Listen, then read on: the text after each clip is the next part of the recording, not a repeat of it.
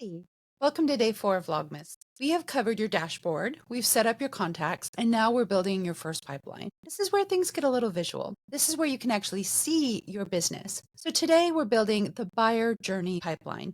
This is how you track every buyer from the moment they raise their hand to the moment they close on a house. So let me let you in on a little secret. Most agents lose buyers not because they're bad at their job, but because they lose track. Someone reaches out, the agent is busy, a week goes by, the buyer ghosts. Well, that stops today. Let's build a pipeline that makes sure no buyer and no client falls through the cracks. So before we build this, I want to talk to you about what happens without a pipeline. So most agents track their leads like this. They get a text from a buyer, they write it down on a sticky note or in a notebook, or they add it to a spreadsheet, and then they just remember it. So here's what actually happens though.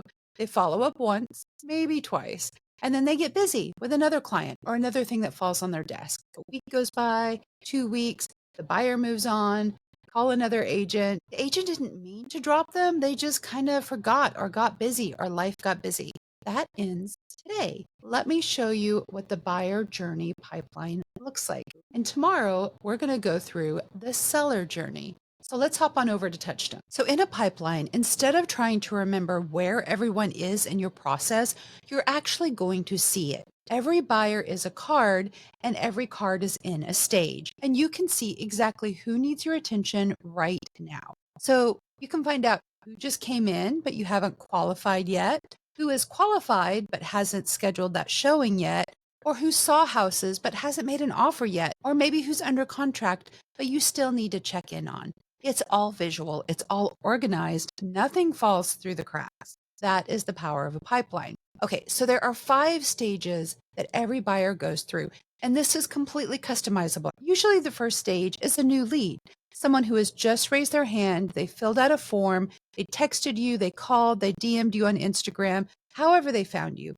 They're now in your world. And at this stage, you don't know much about them yet. You don't know if they're serious, you don't know their timeline, you just know they exist. So in this stage, your job is to respond fast, to qualify them, to figure out, are they a real lead for you? And there are different ways to bring this person in. One of the ways is to add them manually, add their information here as you get it. But you can also select someone that you already have in your timeline.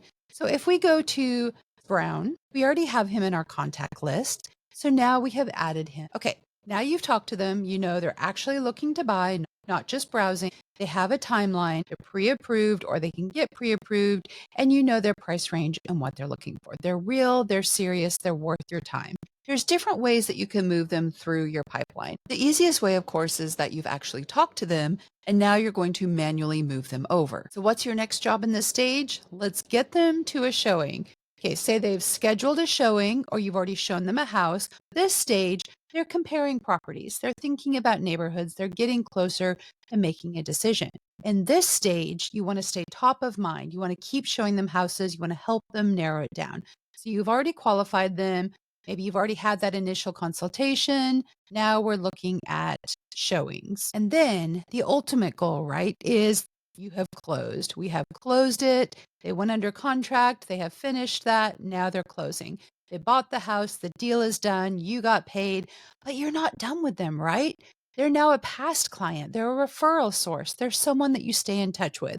You don't want to just lose that Post-it note with their name on it. You want to make sure that they are still top of mind, so that they are still on your radar. So you want to move them to your past client nurture campaign. We're going to build that later. That could be closed and then following up, or even asking them for a review or a referral. So these are your main stages: simple, clean, easy to understand. Say you have a different step in here and you want to add something here, or say that property search or listing prep doesn't quite fit what you're doing. To change that, you go up to the top here to pipelines, and you click on the pipeline you want to edit. You click on the little pencil, and then you can change. You can add stages, you can take a stage away, and that is how you change the stages in your pipeline. Okay, so let's actually build one. So what you're going to do is you're going to go up here again to pipeline, and you're going to create a pipeline. Say that we want to create one called the buyer journey. Now in this, we're going to create our stages. The first one is commonly new lead. The next stage can be, are they qualified? Perhaps showing under contract. So by default, you're given 4 stages, but you can add a stage here, and this one will be closed. That is when the deal is done.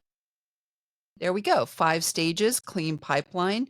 Now let's put someone in it. So in these opportunities, you can have different pipelines for different things. Marketing pipeline, a buyer journey, a selling journey. So this is our buyer journey. And in here, let's add a person. Let's add a lead. We're going to go to Rosita Rodriguez. Okay, so this is how this works day to day. Let's say I got a new lead. Someone filled out my house valuation form, for example. Rosita Rodriguez. I am going to create an opportunity for her. Now we can do it in different ways. I had her already in my contacts, but you can also enter their information here manually. So tomorrow I'm going to call her and I'll qualify her if she's serious, if she's pre-approved, or she wants to see houses next week. Once I've qualified her, I can drag her to that stage. And this is where it gets powerful. When I move her to qualified, I can trigger an automation of things that will happen when she is a qualified lead. I can set it up so that way when someone moves to qualified, they automatically get an email that says, "Great talking to you. Here's what to expect next," and a text reminder to confirm their showing time. We're going to build those automations next week, but just know the pipeline isn't just a visual tool, it's a trigger for your automations. And it's one of many triggers. So let me tell you a story. Before I built this system, I had a buyer reach out to a client of mine. We're going to call him Mike. Mike texted me on a Tuesday. He said he was looking to buy in the next 60 days. Great. My client texted him back. They had a good conversation. He told him that he'd send him some listings. And then he got busy. He had 3 showings that week. He had a closing. He had another client who needed hand-holding through an inspection issue he was having. And Mike fell off his radar. 2 weeks went by, finally remembered to follow up. He texted him, no response. He called, voicemail. He found out later that he'd already bought a house with another agent. He didn't lose Mike because he's a bad agent. He lost Mike because he lost track. If he had had a pipeline back then, here's what would have happened. Mike texted him. Let's say his number is 206-999-7890. We're making one up. His name is Mike Smith. He is in our buyer journey as a new lead. His status is open. We're still wondering what it's going to be.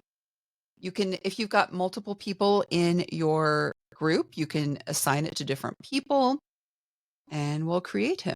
Oops. Okay, so Mike texted him. We add him to the pipeline in the new lead stage. Every morning you get up, you look at your pipeline. I see Mike sitting there, right? I see that it's been 3 days since I last talked to him. So then I follow up. Or better yet, I set an automation that follows up for me. So that way, if I'm at school with my kids for their Christmas pageant, Mike is still getting followed up with. He gets a text on day 2 that says, "Hey, Mike, just wanted to check in. Still looking in the Hoover area?" Then he responds. We have talked. We have qualified him. He moves forward. The pipeline keeps me accountable. The pipeline keeps you accountable. It makes sure that nobody sits there forgotten. And that's the difference between a system and just winging it. So let me give you some homework. You know, as a former professor, I do love the homework. I want you to build your buyer journey pipeline. 5 stages. Are they a new lead? Are they qualified? Have they been to a showing? Are they under contract? Are they closed? And then add at least 3 current or past buyers to your pipeline. I want you to go through your contacts, find 3 people who are either actively looking or recently closed, and add them as opportunities. Put them in the right stage. Where are they in your process? And then comment below, how many active buyers do you have right now? Let's see who's got the fullest pipeline. Okay, that's day 4. You now have a visual system for tracking the buyer from lead to close. Tomorrow on day 5, we're building your seller pipeline because sellers need a different journey than buyers, which is what makes pipelines powerful. I will see you at 6 a.m.